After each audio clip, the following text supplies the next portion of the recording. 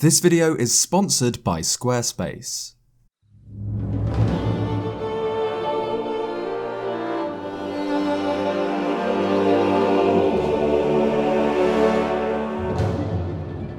A series with as much mystery as Zelda leaves a lot of room for interpretation.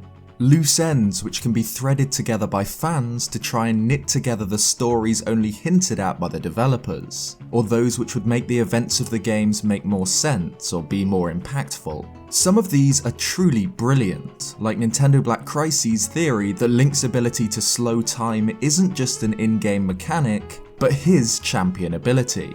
However, for every theory that works, 5 more don't quite fit, or are easily disproved. Like arguably the most famous Zelda theory of all time, game theory's Link died in Majora's Mask theory, which is disproven instantly with Twilight Princess, where we learn that the hero of Twilight is a direct descendant of the hero of time, meaning this Link must have survived the events of Majora's Mask, grown up and had children. So subscribe if you haven't already for more Zelda content, and without further ado, let's run through a few Zelda theories which don't work. The identity of the Minish Cap's Blade Brothers is one of the game's many mysteries, a group of swordsmen who have all won the Picori Festival's tournament. The Blade Brothers teach Link various sword techniques, such as the spin attack, sword beam, dash attack, or down thrust. They do this via the possession technique, taking control of Link's body and performing the move, and once he's learned them, he's rewarded with a Tiger Scroll. While we find 8 Blade Brothers in-game, the newsletter claims that there are 10, meaning we might not see 2 of them. Either way, the theory comes into play when we take a look at Swiftblade the First, the eldest of the Blade Brothers, who by the time of the game has passed away, and lingers on as a spirit. Swiftblade the First teaches Link the final technique in the game, the Great Spin Attack, only once he's mastered the other techniques in the game. Like his successor Swiftblade, Swiftblade the First has long blonde hair.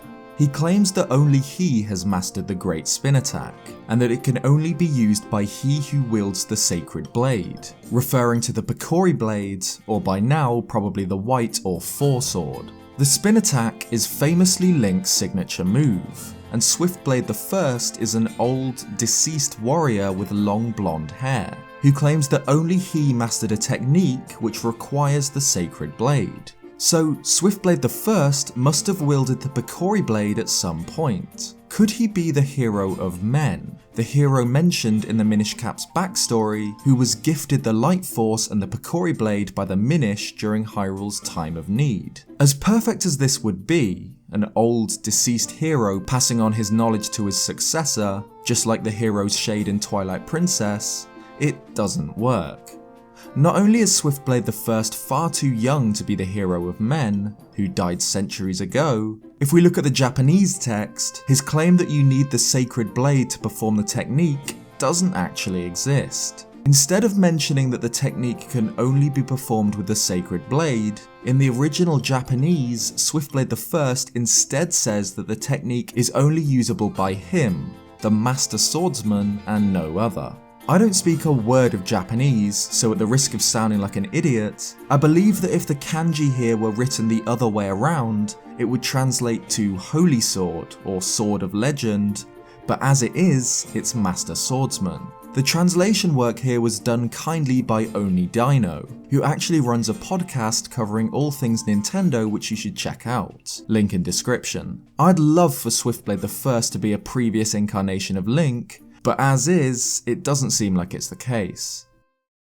Next up, we're delving into Ocarina of Time, a game absolutely swarmed with urban legends, theories, and mysteries. One of the longest running mysteries of the game is the elusive Desert Pyramid, an enigma which has been discussed for years. This Zelda universe thread from 2004 sums up the mystery well. Sacred Order begins with the unreachable pyramid of the desert wasteland, explaining that they've heard a lot of rumours about a pyramid in Ocarina of Time, which they've seen and never reached. Razorleaf explains that it's not something you can reach, but you can see it if you play the Song of Storms. Sacred Order replies that they've heard people say they managed to reach it, finding another temple in the sands. Alex N chimes in with the idea that it might have been a structure cut from the game, a pyramid in the desert which they didn't remove, perhaps another dungeon. There is a little truth to what they're saying. If we head out to the structure in the centre of the haunted wasteland, where we find the Phantom Guide, and play the Song of Storms while facing east, we can see the mysterious pyramid, looming in the distance, illuminated by lightning. So perhaps they were right. Perhaps a desert pyramid was once planned for the game, but was cut during development. Unfortunately, the real answer is a lot less satisfying. If we use a mod to remove the sandstorm or use a no-clip camera, we can see the truth behind the mysterious pyramid. It's the very end of the cliffs which stretch round from the Gerudo's fortress area, which tapers off into a point. This point forms the pyramid which we see with the Song of Storms. Not an ominous missing temple, a lost structure in the desert, just the end of a cliff. This video is again sponsored by the lovely folks at Squarespace, an easy to use website building service that's all hosted on their website. If you use it, you'll never have to download updates or install anything. You can grab 10% off your first purchase at squarespace.com/Zeltic or by using code Zeltic. Squarespace lets you use the basic drop-down menu to add all sorts of widgets to your site, from basic text boxes and images to advanced commerce or social sections, or even add your own code or inject code from third-party widgets to make the site exactly how you want it. I've used a third-party extension to add my YouTube channel to the site so visitors can scroll through my content, for example, all done using the code section. If you'd like to start your own free trial of Squarespace, it requires no card details, and if you visit squarespace.com/Zeltic or use code Zeltic, you can grab 10% off your first purchase.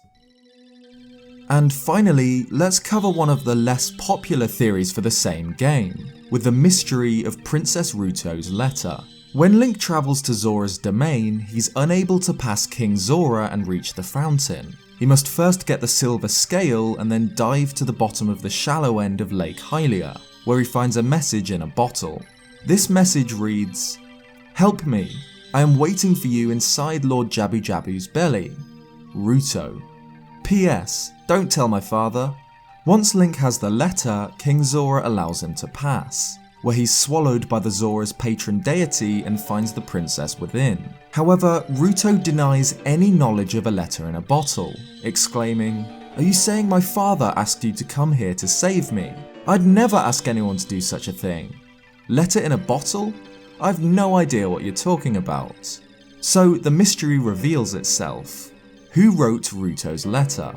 The most popular theory for this is that Ganondorf himself may have written the letter, leaving it in Lake Hylia and hoping the Hero of Time came across it.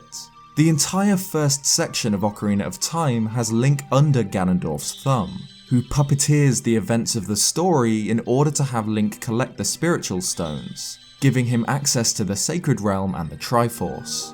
Before the events of the game, the Gerudo thief tried to extort the spiritual stones from their respective races, cursing the Great Deku Tree and Lord Jabu Jabu, and blocking the Goron's food source, Dodongo's Cavern, with a colossal boulder.